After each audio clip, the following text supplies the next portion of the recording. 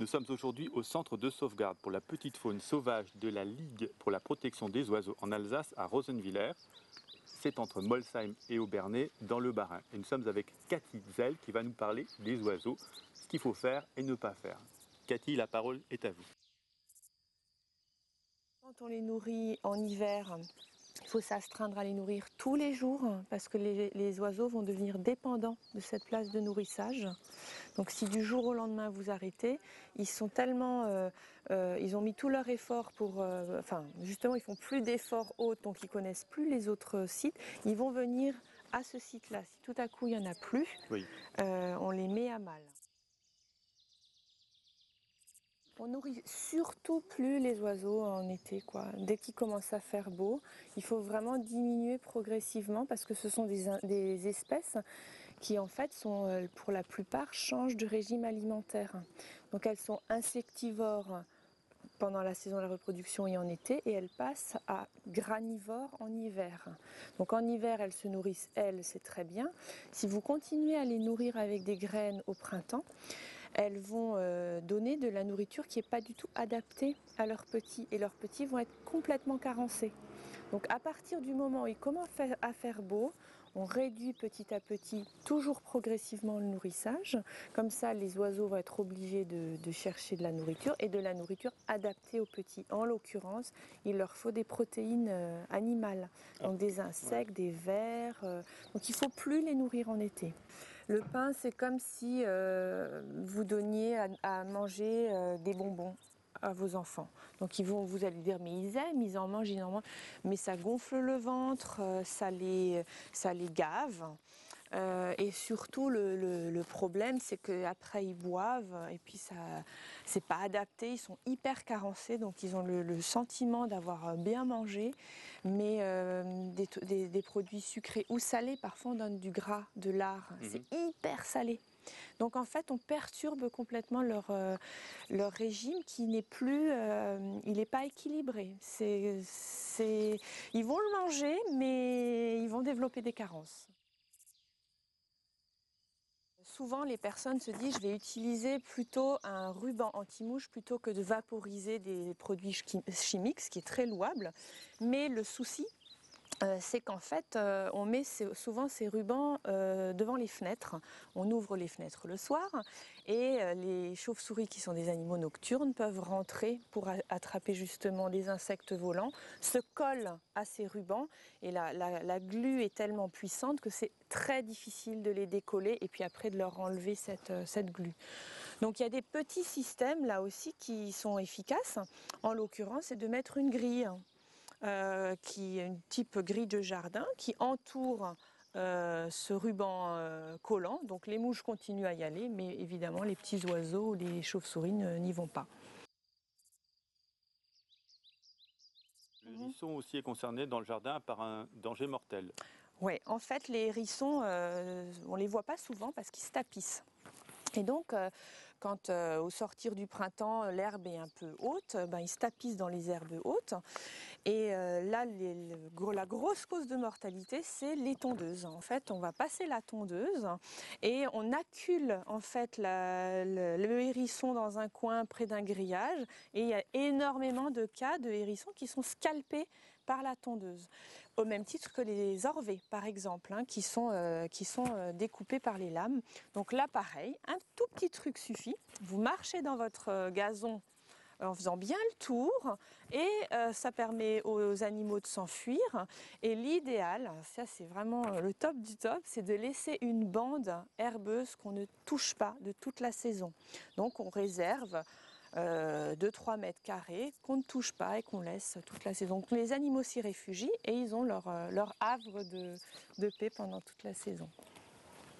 Pour le nourrissement des oiseaux, plein de gens, dont je dois le reconnaître, je fais partie, on nourrit les oiseaux pendant l'hiver et aussi là maintenant pendant l'été. Que faut-il faire et qu'est-ce qu'il ne faut pas leur donner? Le pain, pas de pain? Ouais, alors en fait, souvent, pour les oiseaux, la cause principale de mortalité en hiver, c'est le manque de nourriture. C'est pas le froid, à moins qu'il y ait des froids vraiment très importants, c'est vraiment le manque de nourriture. Donc la démarche de leur donner à manger, c'est une bonne démarche.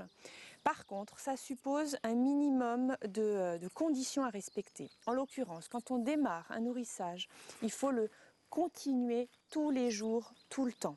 Nourrir un week-end, par exemple, quand on habite dans une maison de vacances et arrêter pendant une semaine, il vaut mieux ne pas commencer. Si on commence un nourrissage, l'oiseau va s'habituer à venir à cette place, perd les autres repères, donc s'il se retrouve sans place de nourrissage, il est perdu. Donc le nourrir tout l'hiver, avec souvent c'est des graines de tournesol, c'est l'aliment de base qui convient à beaucoup d'espèces. Ne surtout pas oublier l'eau, parce que même s'il y a de la neige, un oiseau ne peut pas se nourrir avec de la neige, donc il faut mettre une coupelle d'eau, la changer tous les jours parce que ça gèle, ça c'est très important. Et puis quand les beaux jours arrivent, donc ça dépend des années, mais on va dire grosso modo vers la fin mars, début avril, c'est important de réduire progressivement le nourrissage. Si on arrête du jour au lendemain parce qu'il fait beau tout à coup un jour, puis le temps se gâte de nouveau, l'oiseau il a besoin de petit à petit se sevrer de cette place de nourrissage. Dans le jardin, par rapport à la petite faune, qu'est-ce que vous pourriez encore nous dire qu'il faut faire ou pas faire, par exemple? En fait, souvent, surtout en Alsace, on aime bien avoir des beaux jardins propres, bien carrés, bien réguliers. C'est exactement ce que la petite faune n'aime pas. En l'occurrence, l'écosystème, c'est une vaste chaîne. Hein. Donc, si on n'a pas d'insectes chez soi, ou si on n'a pas de vers de terre, ou si on n'a pas de petite faune, on n'a pas non plus de plus grande faune, on n'a pas non plus d'oiseaux. Donc, l'idéal, c'est de trouver un équilibre qui fait que tout ça se vit naturellement. Et il y a des petits trucs à faire qui sont pas mal. Par exemple, je l'avais cité tout à l'heure, de laisser un coin de gazon non tondu. Évidemment non traité, pas de Roundup pour éviter tous les pesticides et les herbicides. Donc laissez un coin de ce jardin sans le tondre. Ensuite, de laisser des tas de feuilles mortes. C'est le refuge idéal pour les hérissons. C'est pas la peine de faire des gros tas, mais de mettre juste un petit tas de feuilles qu'on ne touche pas. On le laisse, le hérisson, il va faire sa vie là-dedans, au même titre que de laisser des vieux tas de branches. C'est pas forcément sale quand c'est bien organisé, ça fait pas forcément abandonné que de laisser un petit coin avec des tas de branches. Et les tas de branches, c'est le refuge d'insectes qui aiment le bois, xylophages, qui aiment se nourrir du bois, qui va servir de nourriture à des oiseaux qui aiment ces insectes, etc. Les lézards, c'est pareil, les batraciens, c'est pareil, donc grenouilles, etc., qui vont trouver refuge dans ces petits, ce qu'on appelle des micro-habitats pour eux. Ne pas couper les haies pendant la saison de la reproduction. La loi l'interdit, c'est du 15 mars au 31 juillet, c'est interdit. 15 mars au 31 juillet, on ne coupe pas les haies. On ne coupe pas les haies, on ne coupe pas les arbres. Alors ça, c'est la réglementation, mais c'est, j'allais dire, normal dans la mesure où au printemps, on est en pleine saison de reproduction. Donc effectivement, si vous intervenez dans ces habitats qui abritent énormément d'animaux, pas que des oiseaux, alors ça ne va pas forcément tuer les adultes, mais ça va empêcher les jeunes d'évoluer. Donc il y a pratiquement une année de fichu pour cette famille. Et puis l'idéal aussi, ça c'est un souci à l'heure actuelle, c'est si vous avez la chance d'avoir un terrain un peu plus vaste avec des arbres et que l'arbre, c'est un vieil arbre qui se meurt, ne coupez pas cet arbre, laissez-le dépérir. Un vieil arbre, c'est un paradis pour une faune extrêmement variée. Laisser une bouteille vide, certes c'est pas très joli, mais en plus c'est un piège parce qu'on est nouveau dans le cas d'une cavité qui va être attractive pour certains animaux, donc les laireaux, les loirs, des rongeurs qui peuvent rentrer dans ce goulot. Alors on se dit bah non, jamais de la vie. Si, en fait, une fois que le crâne de l'animal passe, le reste du corps passe, mais il est pris au piège à l'intérieur. Souvent, il est coutumier de nourrir les cygnes, les ragondins, les canards tout au long de l'année. Et là, on voit très souvent les gens donner des baguettes du pain. Alors, le pain, c'est catastrophique aussi. ça n'y paraît pas parce que les animaux viennent et ont l'impression qu'on a l'impression que ça leur plaît, mais c'est comme si vous vous donniez que des bonbons à vos enfants. En fait, ça développe des carences. Parce que l'animal va s'en nourrir, ça va lui remplir le ventre. En plus, la mie de pain, ça gonfle dans le ventre. Donc, ça lui convient.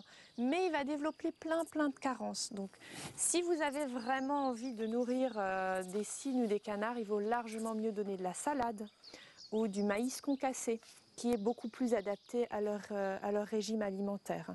Donc, vraiment éviter le pain.